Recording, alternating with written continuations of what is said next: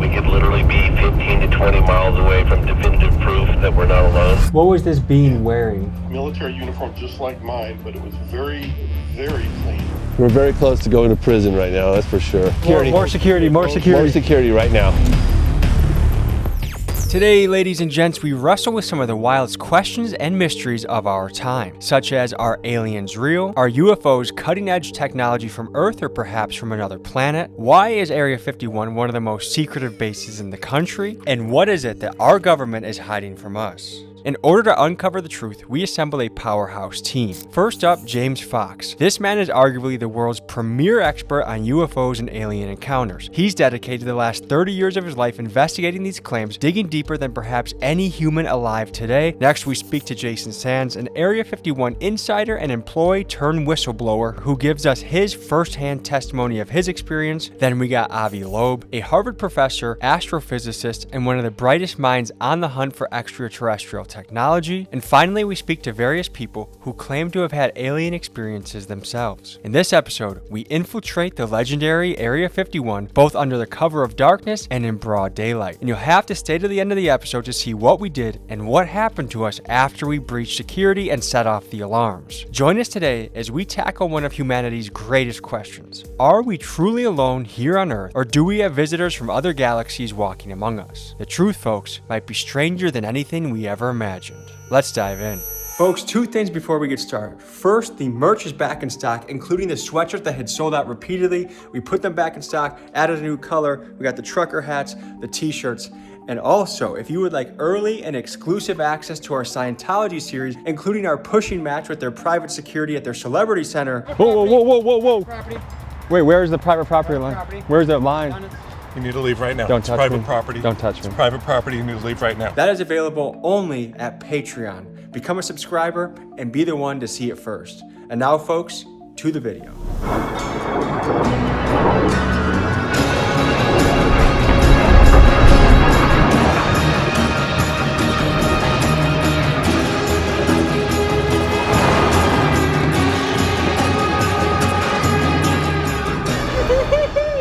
We're in the Wild West right now, folks. It's breathtaking what we're driving through right now on our way to the Alien, which is a motel in the Area 51 network. What is Area 51? Is it a place that aliens were brought to and interrogated and questioned to figure out more and kept from the public?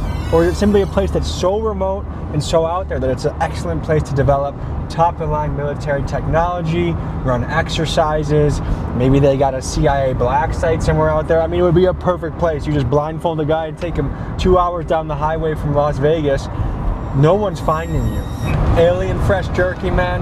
How much better of a sponsor can you even get in a video? Going to Area 51 eating alien beef jerky, and damn, it's good. If you would like to try some of this delicious jerky for yourself, simply head to their website, link in pinned comments, and use my code TommyG for 15% off your entire order. My personal favorites was their Roadkill Original and their Pineapple Teriyaki. It was delicious, and I think you'll love it.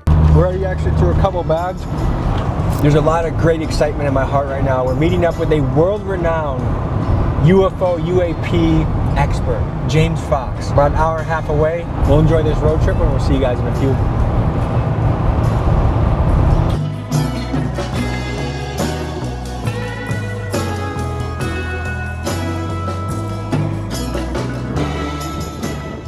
So we're halfway to the Alien, and already you can tell that there's an alien culture that just permeates around here. The gas stations have aliens in them. It's just so remote. I feel like this is just one of those bizarre places where everyone has some sort of story where they saw this thing in the air. Heck, I have one of those stories. I remember in high school, we were in the back hill in this retention pond.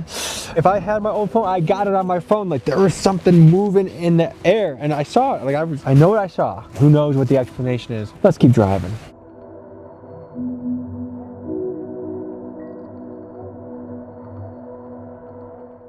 So we're pulling up into a town, the town of Rachel, Nevada, that has 19 people.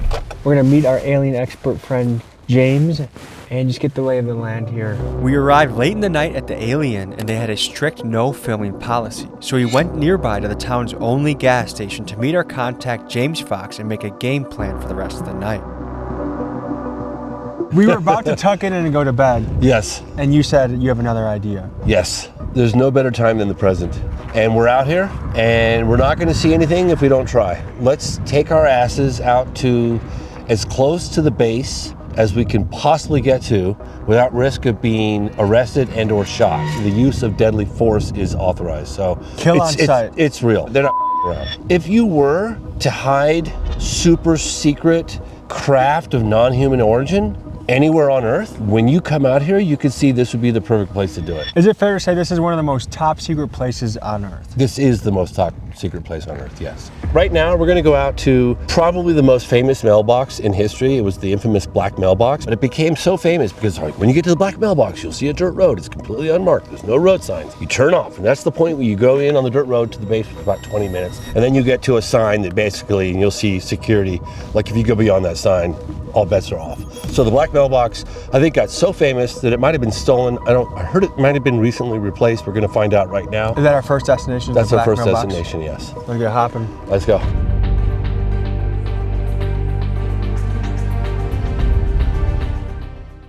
Trying to find an entrance to Area 51 can be very difficult. Your phone likely won't have service as you near it. Some say it's the government jamming your signal. Just a black box? So this doesn't even exist. Google Maps just said nah. Others say it's just the remoteness of the location. The easiest way to spot a route into Area 51 is the infamous black mailbox. It marks one of the roads that can lead you in. However, tonight, we suspected that the box had either been taken down or stolen because we simply could not find it. Is it? Tommy G, come in, over. Gang, gang, baby, we're ready to slide the block. We're just gonna drive down this dirt road until we get arrested. Over. Just kidding. Did we miss the mailbox or is that still ahead? I think we missed it. We'll see a dirt road connecting to this road in the next mile or so on the right-hand side. Over. Turn our lights out, they'd never know we were coming. Over. Isn't it weird to imagine that we could literally be 15 to 20 miles away from definitive proof that we're not alone? 15 to 20 minutes away from information that could change the entire world. Yep. What has motivated you to dedicate your entire adult life to chasing down and researching these things? Imagine if our government had definitive proof that we're not alone in the universe, whether you believe it or not. But if you felt that was true, could you just walk away easily from that story? I feel that every man, woman, and child has a right to know, and I feel it's an incredibly important and significant piece of the puzzle, and it's difficult to walk away from. I have to give huge credit today to my friend, Julian Dorey. He is the key behind all of this happening, the connection to James Fox. He was the key behind the Trump assassination video, and he's the key behind the Scientology video that we have in the works as well. To show love to Julian, links in the description, blow him up, comment Big Dog's Gotta Eat, and thank you, Julian. Guys, do you see that red light off in the distance, kind of at our 1 o'clock? Yes. That apparently got all sorts of sensors, including video. They're watching us come in right now. This is security. This is definitely security up there. No question, over. If you are considering trespassing on the Nevada Test and Training Range boundary, please consider the following consequences. You will be required to pay a $1,000 fine. You will have your car towed at your expense. You will have your car impounded at your expense. You will be brought to Hyco, Nevada to be processed. Once released, you will be responsible for transportation, blah, blah, blah. Now, my question is it telling us not to go beyond this point? Or can we go a little further until, I think we go a little further. Oh, he's moving. That guy's watching us. He's listening to us too, I'm sure of it. You think they have Sure that of it. level of technology? That Absolutely. What yes. makes you sure of that? Because I've heard about it. They can just point and they can listen. George Knapp's documented that. Folks, we gotta pay homage to the legendary Las Vegas journalist George Knapp. In 1989, George broke the story on Area 51 and brought its existence to the public eye. His interview with Bob Lazar, who claimed to have worked on reverse engineering alien technology, invited a firestorm of speculation, forever linking Area 51 to extraterrestrial secrets. George's fearless reporting forced the government to acknowledge the base's existence, and it laid the groundwork for decades of UFO investigations. Without him, the legend of Area 51 might still be a secret. James, you want to go say hi to the scary man? You want to go say hi? I mean, I want to see who that is. This is the gate. This is the next layer. Oh, he's coming down to us right now, over. They say that there are only two guarantees in life, death and taxes. Yeah. I think the third is we go beyond that sign, we go to jail and or get shot. What we know about this base is you can tell, like we just drove in down 30 miles of dirt road. to get here. You just simply can't imagine just how remote this place is until you come out here and see it in person. It just doesn't. You know, it's hard to convey. And the level of secrecy. Yeah, it's just the remoteness and secrecy. And when you finally do find the edge, you still barely see anything except for barbed wire tracking all through the grass, the signs, the gates. Are these guys special forces? Are they mercenaries? Who are the people patrolling the base? They're usually the people that are from special forces. They hire them up and they arm them and they tell them that, you know, this is the way we do business for the program, and off they go. What kind of power are they authorized to use on someone that's going towards the base? They are authorized lethal force. This base got a lot of attention in the late 80s when that guy Bob Lazar came forward through George Knapp. It was initially as a incognito, anonymously he came forward, and then ultimately because for fear of his life. He was saying that there were craft of non-human intelligence in the possession of the military, and they were being housed by Papoose Lake in a series of camouflaged hangars that were built into the side of the mountain. They have no wings, they have no tail, they have no visible means of propulsion, they make no sound, they don't have any air disturbance, very little noise. Some people will talk about a slight buzzing or humming sound within a certain proximity of them. They do things that are just defy physics as we understand it, right? You would want to keep that technology ultra secret because you'd want to weaponize it. Just a few miles down the road, the truth lies, right? The whole world wants to know what's going on out there. Have we got anyone from this base that's active to speak anonymously? Sorry, active?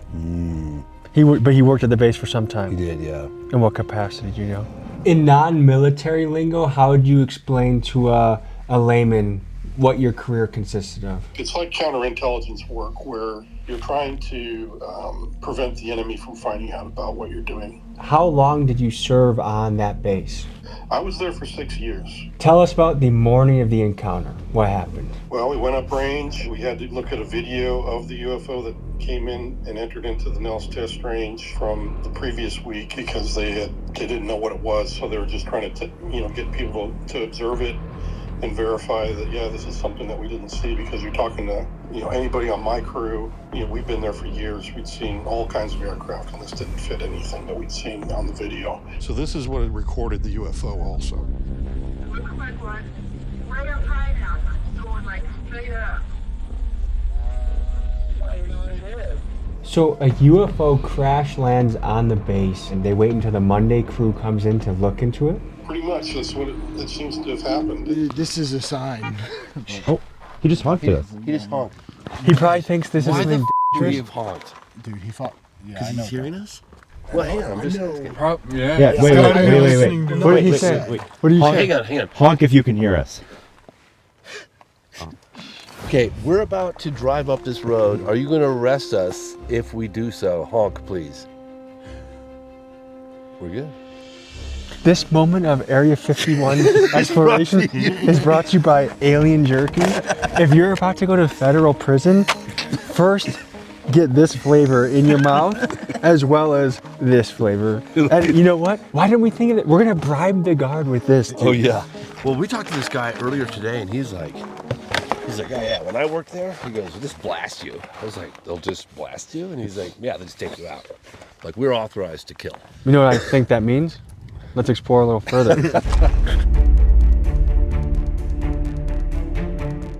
All right, what I'm trying to do right now is I just want to see where the barbed wire is. Where is the barbed wire, guys? Man, you can't even tell.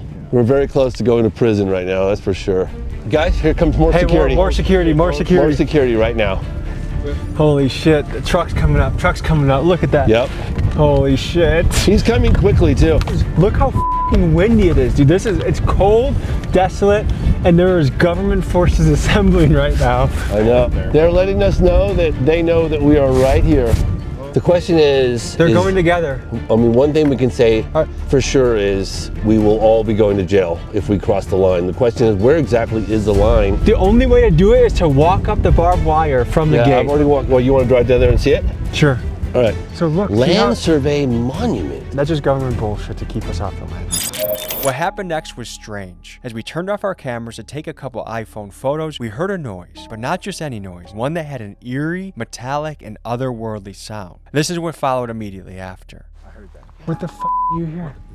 It sounded like metallic, something big, metallic, and somewhat loud. I thought someone was coming. I thought You heard it? I heard it. You heard it? You heard it? Are you sure that wasn't my car? Positive. Yes. Came from right over there. No question. Well, you know, I told you guys they had a 99% chance of seeing security, and we saw security. We're gonna fold our cards for tonight in case they have any devices that can hear us. Oh, they can hear us. We just want to know the truth!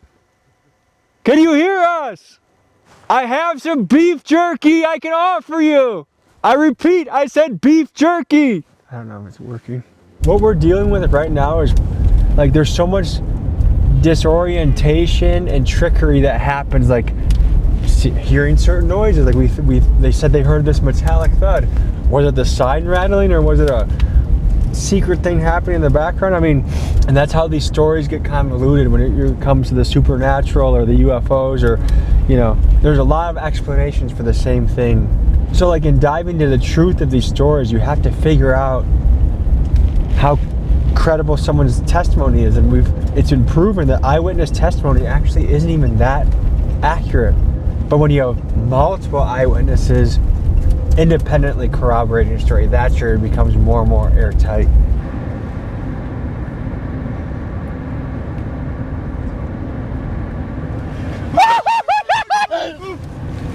What the f***?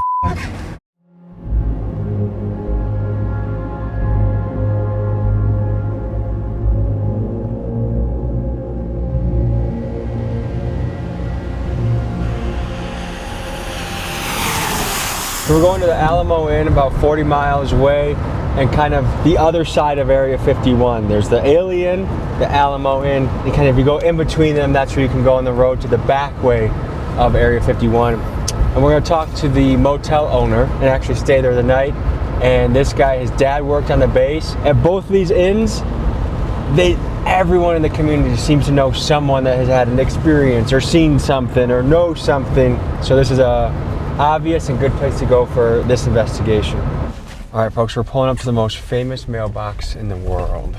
Well, tell the people what we're looking at right now. So this is the remnants of what was once the black mailbox. Because of the nature of secrecy of the space, there's no road signs, there's no indication of where the entry point is to Area 51. There was this black mailbox to a rancher who lives probably at that ranch out there. This mailbox became the beacon of, like, the entry point to go in to check out Area 51. And so everyone's just like, turn right at the mailbox or turn left at the mailbox. Like, that's the dirt road into Area 51. It became just super famous, the most famous mailbox on the planet. Also, I want to draw our attention to, there's mountain ranges everywhere we can look, and these are also vantage points. Yeah. And Chuck Clark spent his life documenting these vantage points, and one by one, the government shut them down. Yes. So what do you mean you shut down a mountain? His place got raided. He was raided right here in Rachel, and George Knapp covered the story at the time. The story goes with Chuck that he allegedly got his hands on footage of an alien encounter so good, so compelling, that Logan Paul drove to his house with $100,000 cash to try and buy the video, but Chuck refused. It goes without saying that research from guys like Chuck Clark are foundational and lay the groundwork that allow me to continue to explore the mystery of Area 51 further.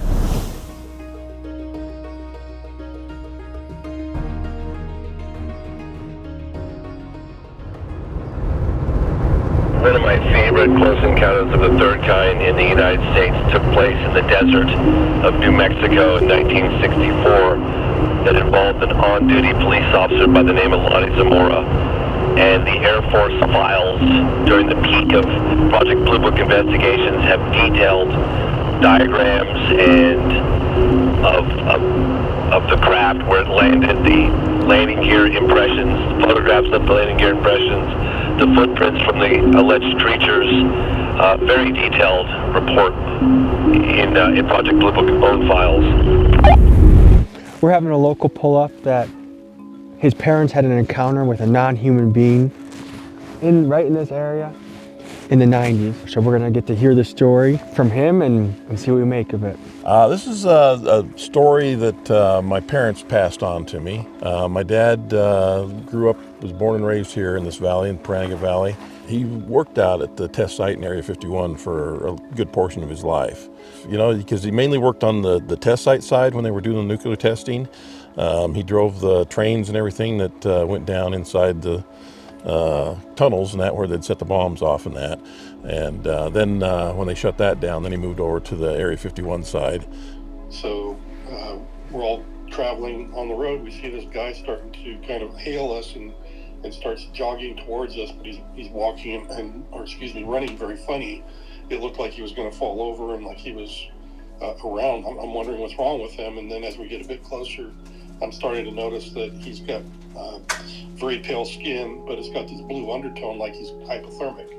We get to the point where he's at the corner of the front of the vehicle, and the guy in the passenger seat in the front screams he's got no ears. And I'm thinking, well, that's pretty rude. Why would he say that? And then I'm stepping out onto the roadway, and I look up, and indeed he has no ears. And I'm thinking, good grief, this is really strange. Both your parents had an encounter on this road. Yes, they were coming down this road, coming over Hancock Summit here, coming back into town. They'd been out hunting or camping for the weekend, something. They were out in the hills playing around, which they like to do an awful lot. Mom says they come over the hill here, and he says you can see somebody walking down the road for quite a ways. It caught her eye. She's like, wow, what's somebody doing walking out in the middle of nowhere like this? As they got closer to it, she could see that it was dressed in, the way she describes it, is Bedouin clothing. So it was the flowing scarves and head covered and everything. Couldn't see anything other than the cloth that was around it. What was this being wearing? He was wearing a military uniform just like mine, but it was very, very clean. Then I noticed his eyes, and that's when I really got scared because the eyes were like twice as big. That's when he starts talking to me in another language. I don't know what it is, but somehow I'm understanding every word he says, even though it's a language I've never heard before. So, was it an audible language, or was this telepathic? It was both. He was speaking audibly to me, but at the same time, I think I telepathically understood the words. As they got closer to it, it stepped away from the road and crouched down, along the borrow area there. When it did that, my dad continued to drive past it. She goes, hey, we ought to stop and see if they need help. And my dad just told her, no, you didn't see anything, and went on. And if you knew my dad, he's the last person in the world that's not going to stop and give somebody help, especially if they're out in the middle of nowhere like this and they're unfamiliar with the surroundings. Like, if aliens are real or creatures from another planet are real, why do you think your dad never wanted to talk about it? I think that's what the oath he took, when he went to work out there. Is that you couldn't talk about that stuff. And as he's walking away, I look back at my friends in the car, and they all look like they're zombies. This guy is not from this planet, is what I thought when I saw his features on his face. You gave testimony behind closed doors. Did you do that in a skiff, or where did you do it? I did it in a skiff. Okay, and so were there members of Congress or chiefs of staff, like who? It was all the committee members, from the Armed Forces Committee. What was the look on their faces when you started describing this alleged encounter with an alien? Shock. A lot of people that have had a sighting, an experience, are pretty quiet about it. They keep it tight to their chest. Why do you think that is?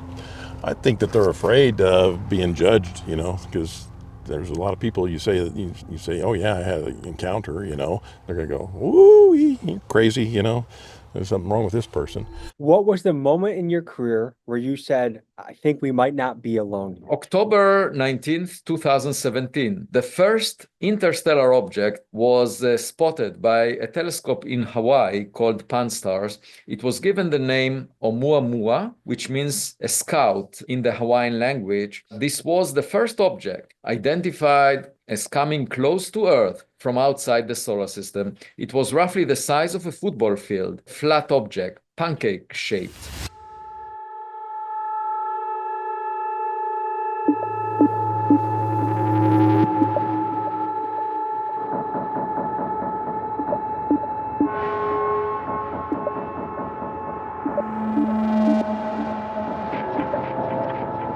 We're gearing up to hit Area 51 from another angle, and it went from being a beautiful, clear sky day that we were getting shots to we're stuck in a cloud. And I think it just goes to show the desert is a place that magic tricks Mother Nature plays magic tricks with the desert. No wonder people see bizarre shit. Like, just things get obscured in the desert, whether it's the mirage or the weather change. Is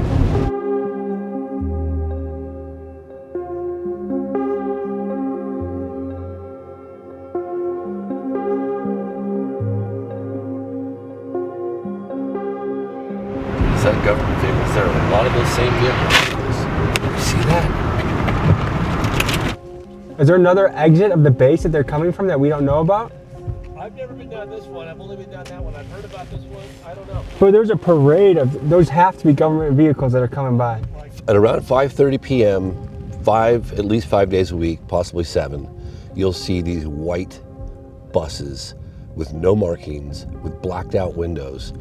That's kind of Scientology-esque. That's what we just encountered recently. Barreling out of this place, down this long dirt road, headed east. And then they get to 375, and then they head south, probably going to Vegas. I'm no expert in the driving habits of feds, but it seemed to me we were witnessing a convoy of Fed vehicles leaving Area 51. And for some reason, seeing all of those feds grouped together, it just felt spooky to me. Yep, there's at least 2. Looks like we got 2. One disappearing into the clouds.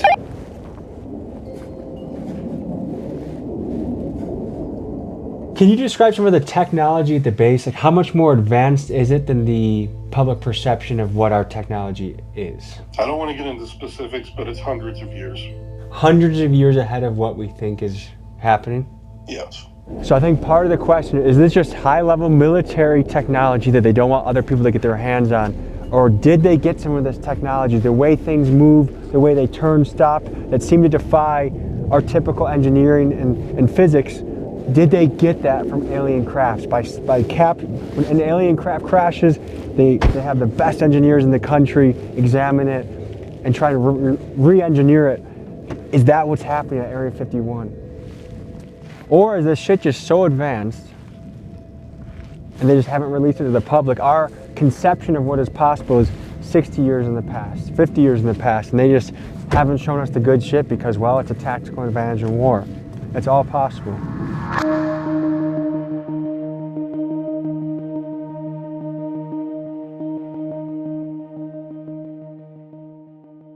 I had not gone to this entry point yet. Okay. So this is new for me. All right, you guys want to follow me? It was just this. That's what I'd call mucho security. Oh. God damn it. Unauthorized Look, personnel. look. Now it's going. Not permitted beyond this point. So we almost did get captured. You just literally. Dude. That's not a good sound. Should we get the fuck out of here? Let's get the fuck out of here.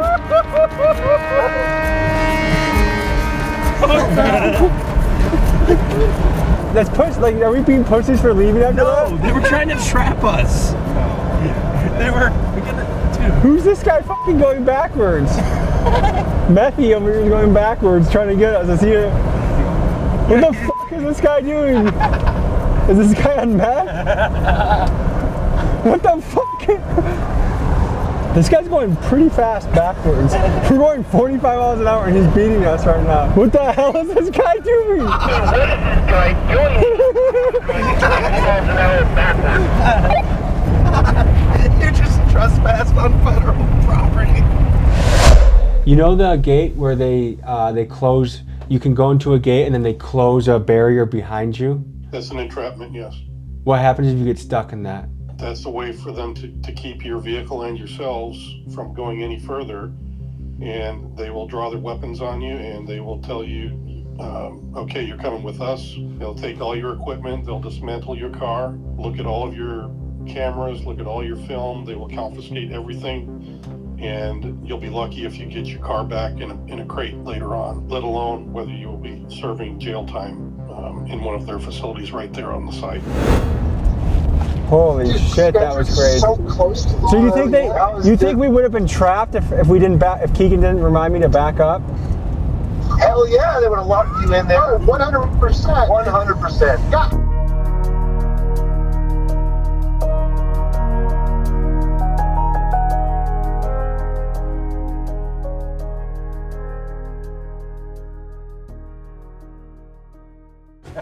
Oh, is it a big fan throw? Oh, look at that view. But you still can't see the base even if it does clear? No, I mean, yeah. Well, you can see just above it. So if there's any activity, you can see it from here, but you just can't like see the actual base. You see just above it. So folks, we took a deep dive into some of the claims, some of the people that have worked there, people that have experienced things. And I have to say some of this is quite compelling. When you hear Congress people talking about this, you know something is serious. And let me know what you guys think. You guys believers? Are you guys skeptics? Are you guys open to the possibility that this is real? It's been a pleasure taking this deep dive with you. I appreciate you, James. Go out there, watch this video. You can stream it, you can rent it. If you want to take this much, much further, this was a couple-day investigation. He's dedicated 30 years of his life to looking into this and made multiple documentaries on the subject. One of the world's renowned experts in the field. So if you want to take a deeper dive into that, his links into his documentaries are in the description. Rent them, stream them, check them out, and explore for yourself, and you determine what you think is true. Thank you guys for joining us. We'll see you next week.